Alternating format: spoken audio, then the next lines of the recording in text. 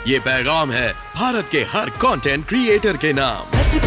जय भीम बड़ा सीधा हंसी, जय भीम। तैयार हो जाइए टू अनलीश योरसेल्फ। जय Bhim app available on the Play Store and Apple App store.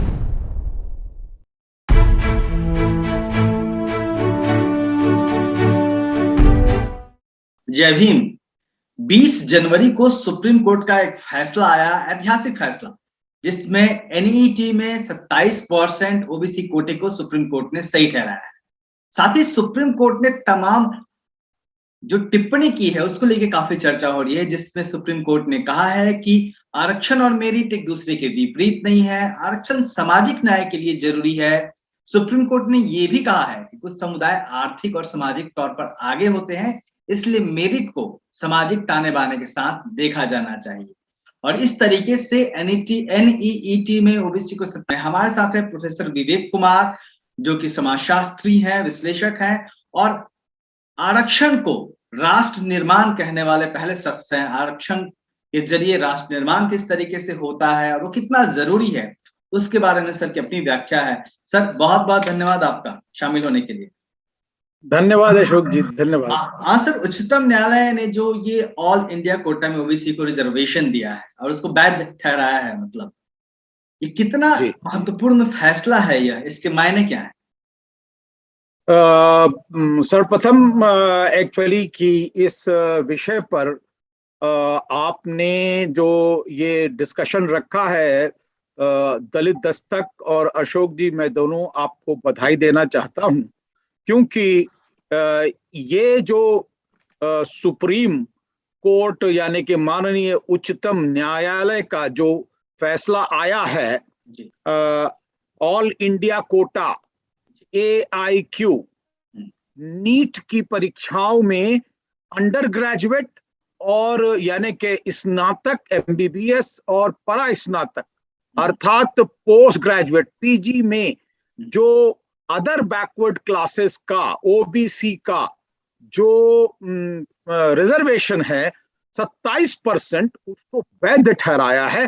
अपने आप में एक ऐतिहासिक या मील का पत्थर स्थित वाला फैसला है जी। दूसरी तरफ मैं इसलिए आपको बधाई दे रहा हूं अशोक जी, क्योंकि मैंने ये देखा है कि पूरी की पूरी मीडिया जगत में, कॉर्पोरेट मीडिया हो चाहे प्रोग्रेसिव जो हमारे प्रोग्रेसिव पत्रकार कहलाते हैं एक तरह से, वो सब के सब चुप है।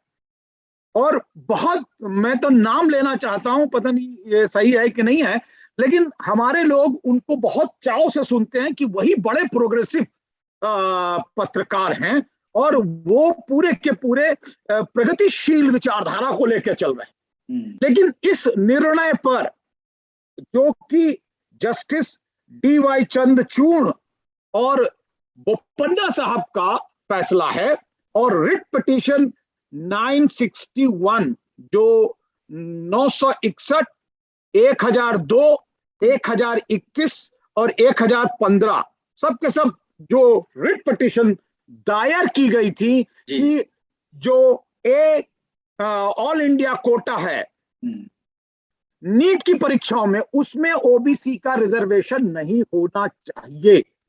ये याचिकाकर्ताओं ने इसके खिलाफ उच्चतम न्यायालय में अपना पिटीशन डाला था, लेकिन उसको, उसकी कॉन्स्टिट्यूशनलिटी को, उसकी संवैधानिकता को, यानी कि अदर बैकवर्ड क्लासेस ओबीसी के 27% रिजर्वेशन को नीट की परीक्षाओं में ऑल इंडिया कोटा में माननीय उच्चतम न्यायालय में वैध ठहराया है और कहा है कि नहीं, ये संवैधानिक रूप से बिल्कुल सही है।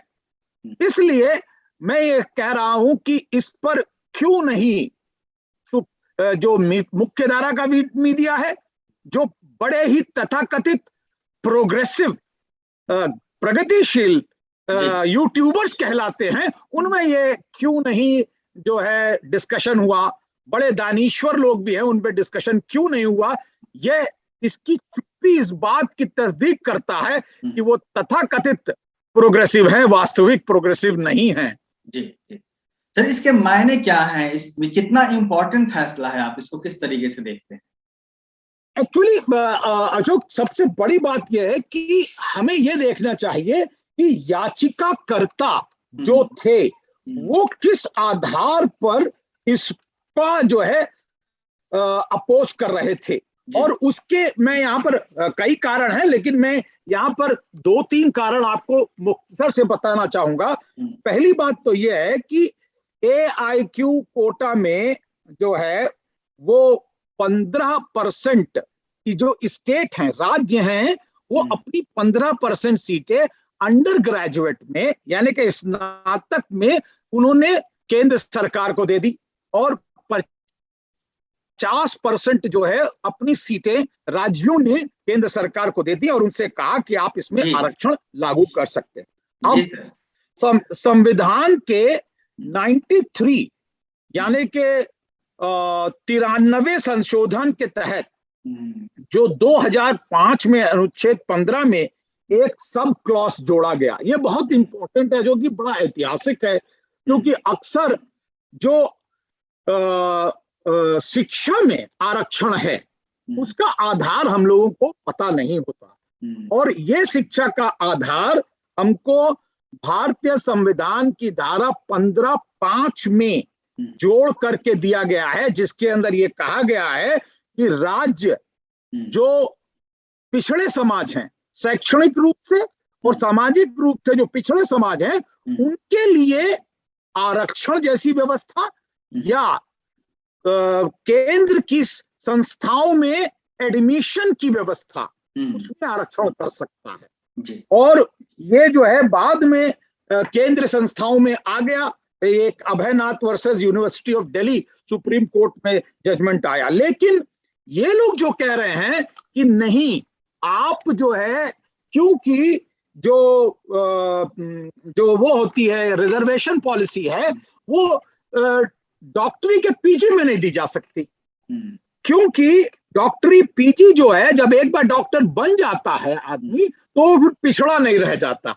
ये दलील थी उनकी कि इस आधार पर आरक्षण नहीं दिया जा सकता। दूसरा जो पिटीशन करता थे वो ये कह रहे थे कि पीजी में रिजर्वेशन नहीं होना चाहिए, क्योंकि ये अति विशिष्ट परंपरा है, बड़ी अति विशिष्ट यानी कि सुपर स्पेशलिटी है, और सुपर स्पेशलिटी सबके लिए नहीं खोली जा सकती, इसका ज्ञान सब लोग प्राप्त नहीं कर सकते, है ना, तो इसलिए इसमें नहीं देना चाहिए आपको रिजर्वेशन। तीसरी बात वो ये कह रहे थे कि अगर इसमें रिजर्वेशन दिया जाएगा तो ये राष्ट्र के हितों के विरुद्ध होगा, ये भी वो लोग कह रहे थे। ये याचिकाकर्ताओं की दलील थी कि इस वजह से ना दिया जाए। जी, मैं इसीलिए कह रहा हूं कि याचिकाकर्ताओं की दलील थी राष्ट्रीय हित में हमें रिजर्वेशन नहीं देना चाहिए, क्योंकि जो पीजी की शिक्षाएं हैं, और पीजी में उन्होंने कहा एमडी डर्मेटोलॉजिस्ट हुआ, एमडी गायनी हुआ, एमएस साइकियाट्री हुआ, या एमडी चेस्ट हुआ, MD preventive and social medicine हुआ, एमडी जो है फॉरेंसिक मेडिसिन हुआ, एमएस माइक्रोबायोलॉजी हुआ, एमएस पैथोलॉजी हुआ, एमडी बायोकेमिस्ट्री हुआ, एमएस एनाटॉमी हुआ। ये सब जो है बड़े स्पेशलाइज्ड हैं, सुपर स्पेशलिटी हैं, और इसके बाद भारत में कोई स्पेशलिटी एजुकेशन नहीं होती। लेकिन ये सबके बस की बात नहीं है, सब लोग इसकी शिक्षा नहीं ले सकते, और क्योंकि अगर हम इनको योग्यता के आधार पर, मेरिट के आधार पर नहीं खोलेंगे तो हमें देश के हितों से कहीं ना कहीं हम कॉम्प्रोमाइज कर रहे हैं, इसलिए हमें आरक्षण नहीं देना चाहिए। ये सुपर स्पेशलिटी है, ये उनकी दलील थी। जी, तो सर जब सुप्रीम कोर्ट ने फैसला सुनाया, टिप्पणी की, तो उसमें इन तमाम सवालों के जवाब थे। जैसे सुप्रीम कोर्ट ने साफ साफ कहा कि मेरिट और आरक्षण एक दूसरे के विपरीत नहीं है, या फिर मेरिट को सामाजिक ताने बाने के साथ देखा जाना चाहिए, या फिर सुप्रीम कोर्ट ने यह भी कहा कि कुछ समुदाय आर्थिक और सामाजिक तौर पर आगे होते हैं, जो एक सांस्कृतिक पूंजी की बात आप लगातार कहते रहते हैं। तो जब ऐसी टिप्पणियां याचिकाकर्ताओं की दलील पे जब सुप्रीम कोर्ट ऐसी टिप्पणी करता है, तो इससे आने वाले दिनों में रिजर्वेशन की जो धारणा है, या फिर रिजर्वेशन पे जो लगातार सवाल उठते रहते हैं अलग अलग तरीके से, मेरिट की बात होती है, कुछ खास तबकों द्वारा कुछ खास क्षेत्रों में यहाँ नहीं दिया जाना चाहिए, जिसका जिक्र भी आपने कहा। तो सुप्रीम कोर्ट की ये टिप्पणी से क्या फर्क पड़ेगा आने वाले दिनों में जब भी आरक्षण की व्याख्या होगी? अशोक, सबसे बड़ी बात यह है कि माननीय उच्चतम न्यायालय केवल टिप्पणी नहीं कर रहा था, उसने निर्णय भी दिया है। और उस निर्णय के जो 4 खंड मैं आप बताऊंगा। सबसे बड़ी बात है कि इस निर्णय को मुझे लगता है जितने भी हमारे समाज विज्ञानी हैं और जो हमारे एक्सपर्ट हैं, एडवोकेट एक्सपर्ट्स हैं, उनको ठीक से इसको पढ़ना चाहिए। मैं अपने दर्शकों को, सर एक मिनट, मैं अपने दर्शकों को ये बता दूं कि 2 दिन पहले ही जिस दिन फैसला आया था, हमारी बात हुई थी, मैंने विवेक सर से रिक्वेस्ट किया था कि इस पर डिस्कशन करना चाहिए, लेकिन उन्होंने पूरा पढ़ा, उन्होंने समय लिया कि बिना देखे इस पर डिस्कशन नहीं किया जा सकता, और 2 दिन में पूरा समय लेके उन्होंने पढ़ा। इसके लिए दलित दस्तक आपका आभारी है सर। तो क्या आप जिक्र कर रहे थे?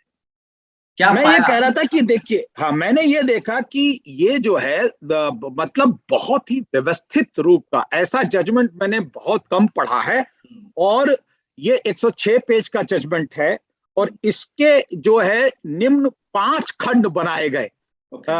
जस्टिस डी वाई चंद्रचूड़ जी ने इसको बाकायदा लिखा कि इसके निम्न 5 खंड हैं। ये अंग्रेजी में था, उसको मैंने हिंदी में उसका जो है तर्जुमा किया है, तो इसलिए अगर कहीं कोई त्रुटि हो तो उच्चतम न्यायालय मुझे माफ भी करेगा।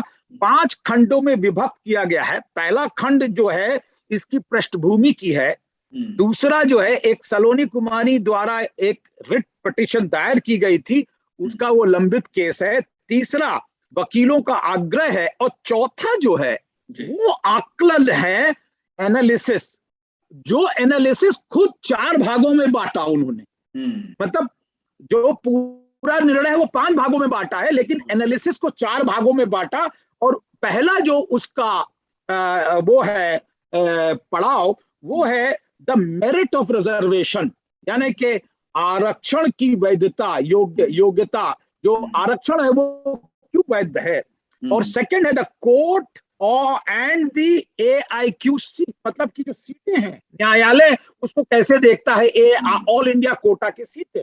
तो इसलिए ये बहुत बड़ा जजमेंट है। और इसके अंदर एक जगह उन्होंने जो है, जब दुहाई लोग दे रहे थे कि नहीं मेरिट वालों के लिए होना चाहिए, तो कोर्ट ने बाकायदा कॉन्स्टिट्यूएंट असेंबली डिबेट्स का भी जिक्र किया। जो डिबेट्स हुई तो उन्होंने कहा जो 16(4) था उस समय, 16 जो भारतीय संविधान का 16 है, 16 अनुच्छेद 16, उस समय ड्राफ्ट कॉन्स्टिट्यूशन में वो अनुच्छेद 10 था।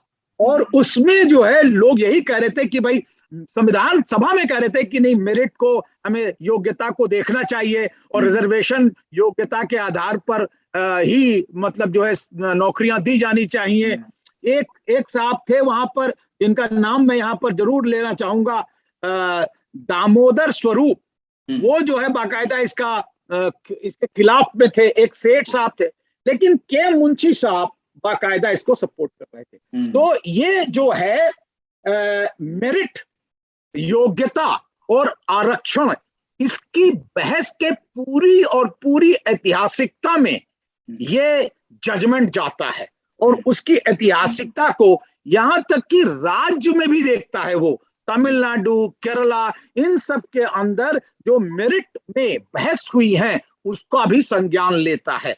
और इसलिए ये जो है आरक्षण का और योग्यता का जो पैमाना लोग नाप रहे हैं, वो मुझे नहीं लगता कि सही है, और उसका जवाब सिलसिलेवार देता है, जिसको मैं आगे आपको बता सकता हूँ।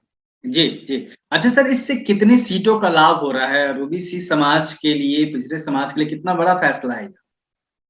जी, बहुत बड़ा फैसला इस बात को है कि देखिए, जो पहले जब जो मिनिस्ट्री ऑफ फैमिली एंड जो है हमारी परिवार कल्याण विभाग जो है, उसमें director general of medical sciences हैं, जिन्होंने ये दिया था। तो उन्होंने बताया कि 1500 ओबीसी सीटें 1500 ओबीसी सीटें अंडर ग्रेजुएट में मिलेंगी और 2500 ओबीसी स्टूडेंट्स को पीजी में मिलेगी। और ये बहुत अशोक बहुत इंपॉर्टेंट है, क्योंकि पिछले 6 वर्षों में, पिछले विगत 6 वर्षों के अंदर एमबीबीएस की सीटों में 56% की बढ़ोतरी हुई है। ये बता रहा है हमारा ये 5384 सीटें थी, जो बढ़ करके 2020 में 84,649 सीटें हो गई हैं एमबीबीएस की। और पोस्ट ग्रेजुएट में इनका इजाफा 80% हुआ है।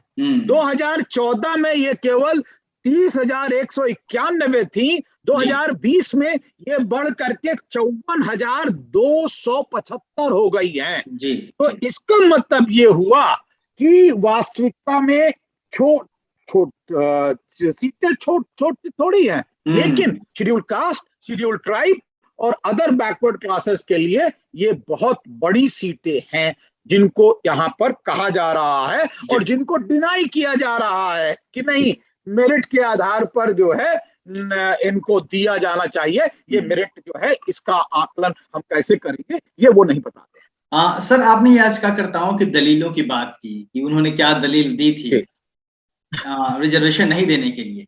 सर, क्या डर है आखिर जो गैर आरक्षित तबका है उसके भीतर, किस बात को लेकर डर है कि जब भी एससी, एसटी, ओबीसी के रिजर्वेशन की बात होती है, जो संविधान ने उनको दिया है, उनके हक वाले रिजर्वेशन की बात होती है, तो भी ये अड़ंगा डाल देते हैं? और कुछ खास क्षेत्रों में क्यों बार बार ये सवाल उठाया जाता है कि यहाँ रिजर्वेशन नहीं मिलना चाहिए? डर क्या है? देखिए, सबसे बड़ी बात यह है कि जो डर है और सर जो आपने शुरू में कहा कि प्रगतिशील पत्रकार और ये, वो भी तमाम जो प्रगतिशीलता का ढिढोरा पीटते हैं, वो भी कहीं ना कहीं इसी समाजों से कनेक्ट करते हैं। शायद वो भी इसीलिए चुप्पी साध लेते हैं क्या कि हमारे समाज की बात हो रही है? मैंने तो यही देखा कि बड़े ही प्रगतिशील विचारधारा वाले पत्रकार जो माने जाते हैं, जो अपना ढिंडोरा पीटते हैं, आकर के अपनी छाती पीटते हैं कि नहीं, भारतवर्ष जो है कहाँ जा रहा है, लेकिन इतना प्रोग्रेसिव फैसला आता है, इतना प्रगतिशील फैसला आता है। और अशोक, मैं इसलिए कह रहा हूं कि ये पहली बार ऐसा फैसला आया है जिसने भारतीय संविधान के अनुच्छेद 15(1) को अपवाद नहीं माना, बल्कि उसको कहा है कि 15(4) और 15(5) जो अनुच्छेद, भारतीय संविधान का अनुच्छेद 15(4) है और 15(5) है, वह 15(1) के मौलिक समानता के सिद्धांत को वास्तविक अमली जामा पहनाता है। That leads from formal of equality to substantial equality. Sir, मैंने डर की बात पूछी, डर क्या है? जी, वही मैं कह रहा हूं कि जब समानता आने लगती है, जब समानता समाज के अंदर अभी तक औपचारिक थी, सब बराबर हैं, सब जिसे कहना चाहिए एग्जाम दे सकते हैं, तो वो कहते हैं ये बराबरी है। लेकिन इसको कोर्ट कह रहा है कि नहीं, ये तो औपचारिक बराबरी है। वास्तविक बराबरी तो जब आएगी जब सभी को समान अवसर भी मिलेंगे, और वो समान अवसर जो है वो 15(4) और 15(5) देता है। तो जो समानता के पक्षधर हैं वो केवल औपचारिकता के पक्षधर बन जाते हैं, औपचारिक समानता के, लेकिन वो वास्तविक और मौलिक जो समानता है, जिसमें समानता का अवसर भी निहित है, उसके वो खिलाफ हैं। वो कहते हैं कि नहीं, ठीक है, नाउ इक्वालिटी है, आप दौड़ो। लेकिन वो जो कोर्ट है वो कह रहा है कि नहीं, समाज में संरचनात्मक गैर बराबरी है। कुछ लोग आजादी के समय, जब हमारा देश आजाद हुआ था और जब हमारा संविधान लागू हुआ था, तो उस समय पहले से ही आगे थे। अगर मान लीजिए आपने संविधान लागू किया और कुछ लोग पहले से ही आगे थे और आप कहें कि नहीं, अब सब बराबर हैं, तो वो बराबर नहीं हो जाते। जैसे कि एक बेचारा बहुत दीनहीन व्यक्ति है और एक बहुत तगड़ा है बहुत पहले से, अब उसको कहें कि अब देखो हमने लाइन बना दी, दोनों बराबर हैं, दौड़िए, तो बट नेचुरल है, जो लहीम सहीम है, जो ताकतवर है, वो तो पहले से आगे निकल जाएगा।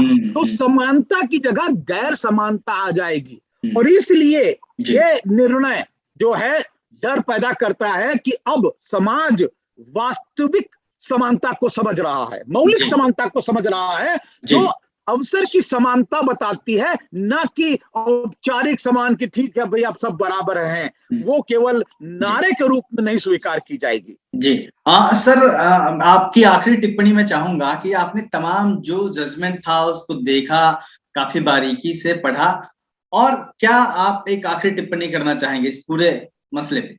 मैं ये कहना चाह रहा था कि जो योग्यता की संकीर्ण परिभाषा है उस पर कैसे कुठाराघात करता है माननीय उच्चतम न्यायालय, उसका कैसे विखंडन करता है। जो संकीर्ण परिभाषा यानी कि एग्जाम में, इम्तिहान में प्राप्तांक को जो है मान लिया जाता है कि वही वास्तविक योग्यता है। बाकायदा जो अपने निर्णय में माननीय उच्चतम न्यायालय ने कहा है कि एक परीक्षा में प्राप्त उच्च अंक योग्यता की प्रॉक्सी या प्रतिनिधि नहीं होते।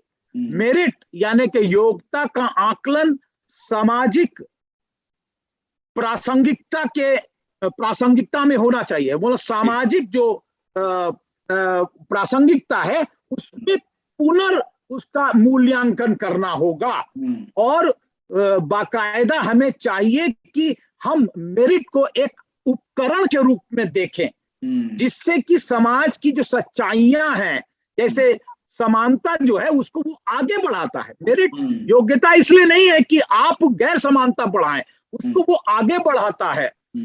जो आरक्षण है वो मेरिट का विरोधी नहीं है, बल्कि यह तो योग्यता में निहित वितरण के परिणामों को आगे बढ़ाता है।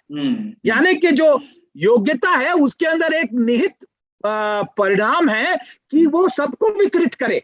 और आप ये सोचिए, अगर लोग ज्यादा होंगे, जब पूल बड़ा होगा तो बट नेचुरल है कि मेरिट जो है अपने आप आगे बढ़ जाएगी। तीसरी बात जो कह रहा है वो ये कह रहा है कोर्ट कि जो लोग कह रहे हैं कि हमें सुपर स्पेशलिटी में नहीं चाहिए, तो कुछ लोग जो जिनके परिवार हैं और परिवारों की वंशता है, उस आधार पर सांस्कृतिक और सामाजिक पूंजी लिए हुए पैदा होते हैं, जो उनको आगे निकाल देता है किसी भी कंपटीशन में।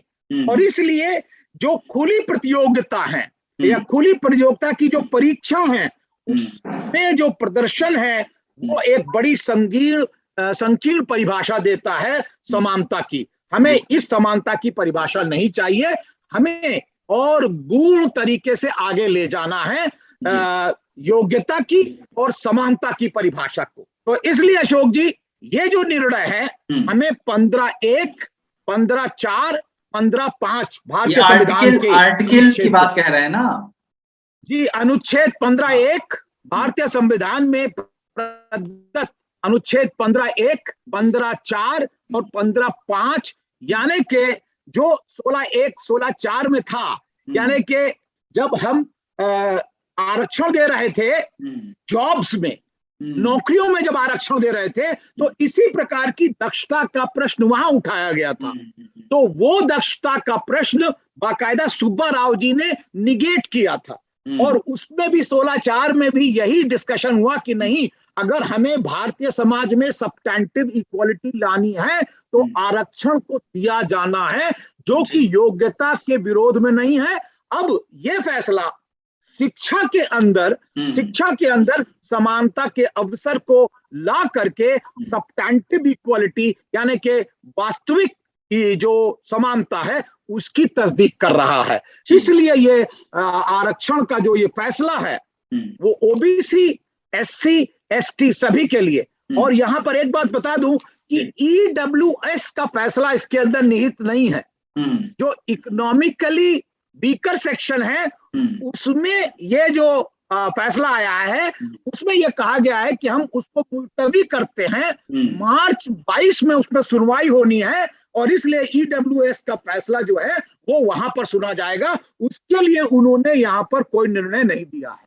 जी सर, बहुत बहुत धन्यवाद आपका, आपने इतने बारीकी से और ये तमाम चीजों पे प्रकाश डाला। और निश्चित तौर पे सुप्रीम कोर्ट के इस फैसले से और जो तमाम फैसले के दौरान बातें कही गई उससे रिजर्वेशन एक अलग तरीके से परिभाषित होगा और आने वाले दिनों में जब भी रिजर्वेशन की बात होगी, ये तमाम लाइनें जो माननीय उच्चतम न्यायालय की है, एक गहरा छाप छोड़ेगी, निर्णय।